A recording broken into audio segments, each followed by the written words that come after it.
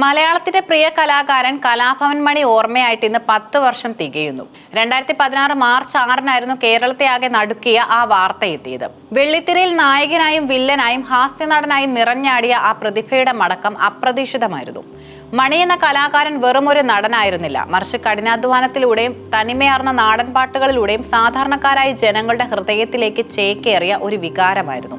10ാം ചരമവാർഷിക വേളയിലും അദ്ദേഹത്തിന്റെ സ്മരണകൾക്ക് തെല്ലും മങ്ങലേറ്റിട്ടില്ല. ചാലക്കുടിയിൽ ഒരു സാധാരണ കുടുംബത്തിൽ കുന്നിശ്ശേരി രാമന്റെയും അമ്മണിയുടെയും മകനായി ജനിച്ച മണിയുടെ ജീവിതം കഷ്ടപ്പാടുകൾ നിറഞ്ഞതായിരുന്നു. പഠനത്തിൽ പിന്നോക്കമായിരുന്നെങ്കിലും ഉള്ളിലെ കലയോടുള്ള അടങ്ങാത്ത അഭിനിവേശമായിരുന്നു അദ്ദേഹത്തെ നയിച്ചത്. 10ാം ക്ലാസ്സിൽ പഠനം അവസാനിപ്പിച്ച മണി ജീവിതം മുന്നോട്ട് കൊണ്ടുപോകാൻ ചെയ്യാത്ത ജോലികളില്ല. തെങ്ങുകയറ്റക്കാരനായും മണൽവാരൽ തൊഴിലാളിയായും അദ്ദേഹം പണിയെടുത്തു.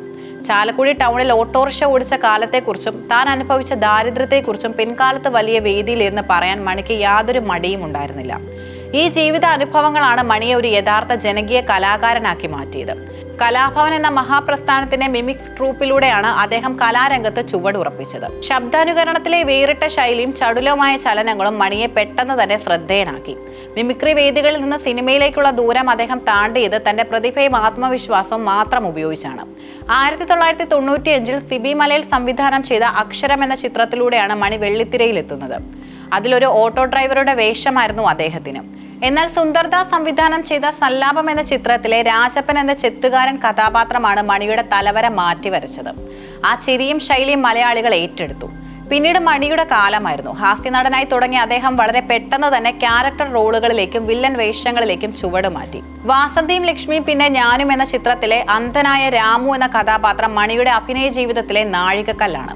മികച്ച നടനുള്ള സംസ്ഥാന അവാർഡും ദേശീയ തലത്തിൽ പ്രത്യേക ജൂറി പരാമർശവും ഈ വേഷത്തിലൂടെ അദ്ദേഹത്തെ തേടിയെത്തി. കരുമാടിക്കുട്ടൻ, വാൽക്കണ്ണാടി, ബെൻ ജോൺസൺ, ലോക്പാൽ തുടങ്ങിയ നിരവധി ചിത്രങ്ങൾ അദ്ദേഹത്തിന്റെ അഭിനയ പാടവം തെളിയിക്കുന്നവയായിരുന്നു.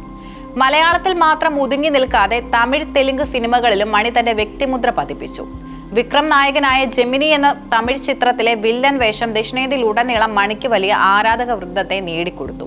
കറുത്ത നിറവും സാധാരണക്കാരന്റെ രൂപമുള്ള ഒരാൾക്ക് സിനിമയിൽ നായകനാകാൻ കഴിയില്ലെന്ന ധാരണകളെ തിരുത്തി കുറിച്ചതായിരുന്നു മണിയുടെ വിജയം. കലാഭവൻ മണി എന്ന പേര് കേൾക്കുമ്പോൾ മലയാളികളുടെ മനസ്സിൽ ആദ്യം ഓടിയെത്തുന്നത് അദ്ദേഹത്തിന്റെ നാടൻ പാട്ടുകളാണ്.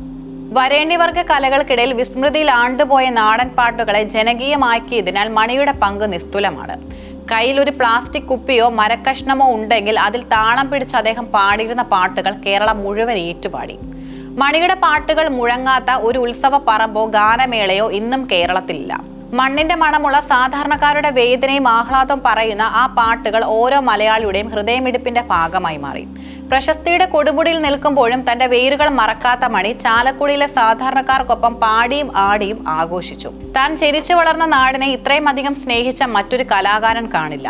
ചാലക്കുടിയിലെ തട്ടുകടകളിലും ഓട്ടോ സ്റ്റാൻഡുകളിലും മണി ഒരു സൂപ്പർ താരമായിട്ടല്ല, മറിച്ച് എല്ലാവരുടെയും മണിച്ചേട്ടനായിട്ടാണ് നടന്നിരുന്നത്. താൻ സമ്പാദിച്ചതിന്റെ വലിയൊരു ഭാഗം ആർക്കും അറിയാതെ സഹായമായി അദ്ദേഹം നൽകി. പഠിക്കാൻ ബുദ്ധിമുട്ടുന്ന കുട്ടികൾക്കും ചികിത്സയ്ക്ക് വകയില്ലാത്തവർക്കും മണി അത്താണിയായി. എന്റെ വീടിനടുത്തുള്ള പാടി എന്ന അതിഥി മന്ദിരം മണിക്ക് പ്രിയപ്പെട്ട ഇടമായിരുന്നു.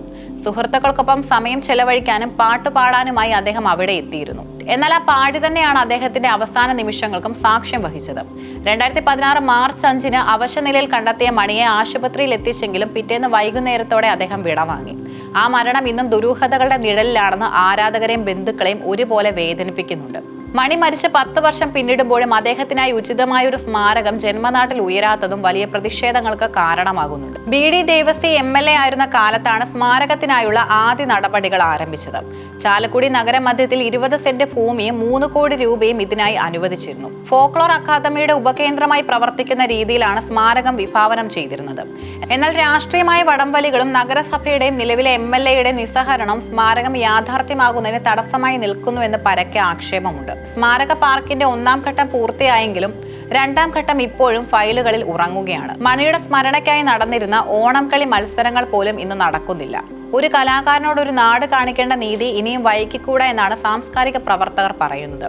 കലാഭവൻ മണി വെറുമൊരു നടനല്ല, അതൊരു ജീവിത സമരത്തിന്റെ പേരാണ്. ജാതിയും നിറവും സൗന്ദര്യ സങ്കല്പങ്ങളും തടസ്സമായി നിന്ന സിനിമയുടെ വെള്ളി വെളിച്ചത്തിലേക്ക് കഠിനാധ്വാനം കൊണ്ട് ഇടിച്ചു കയറിയ ഒരാൾ.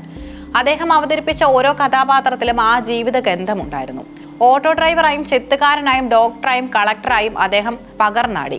തമിഴിലും തെലുങ്കിലും സൂപ്പർ താരങ്ങളെ വിറപ്പിക്കുന്ന വില്ലനായി തിളങ്ങിയപ്പോഴും ഉള്ളിൽ ആ പഴയ ചാലക്കുടിക്കാരൻ ചെങ്ങാതി തന്നെയായിരുന്നു. മണിയുടെ വിയോഗം മലയാള സിനിമയിൽ ഉണ്ടാക്കിയ വിടവ് ഇന്നും നികത്താനാവാതെ തുടരുന്നു. ആ ചിരിയും ശബ്ദവും നാടൻ പാട്ടുകളും ഇന്നും നമ്മുടെ ഇടയിലുണ്ട്.